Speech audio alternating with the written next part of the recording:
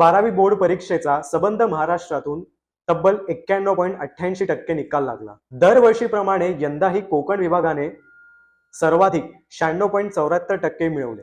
यंदाही मुलींनी आपला सक्सेस रेट मुलांपेक्षाही सर्रास ठेवला।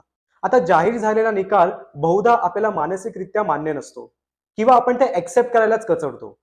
अशीच काहीशी घटना जळगाव जिल्ह्यातील पाचोरा आणि ममुराबाद येथे घडली। ममुराबादच्या ऋषिकेश पाटील या विज्ञान शाखेच्या विद्यार्थ्याला 49% मिळाले। पेपर जरी चांगला लिहिला असल्याने तो या निकालाबद्दल अजिबात कॉन्फिडंट नव्हता। परिणामी त्याने स्वतःच्याच घरी गळफास घेऊन स्वतःचं जीवन संपवण्याचं ठरवलं। पाचोऱ्यातील भावेश महाजन सुद्धा आपल्याला 42% मिळाल्याचे पाहून स्तब्ध झाला आणि आपल्या विवाहित बहिणीच्या घरी गळफास घेऊन त्यानेही स्वतःचं आयुष्य संपवलं। या दोन्ही मुलांच्या घरची आर्थिक परिस्थिती काही भक्कम नाही। अशातच तरुण मुलांच्या अशा जाण्याने त्यांच्या कुटुंबियांवर दुःखाचा डोंगर कोसळलाय।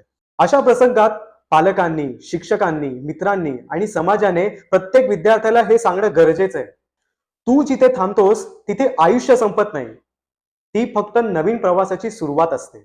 ऋषिकेश आणि भावेश यांना भावपूर्ण श्रद्धांजली देऊन समाजासाठी एक सशक्त, समजूतदार आणि सहानुभूतीपूर्ण विचारांची सुरुवात करूया।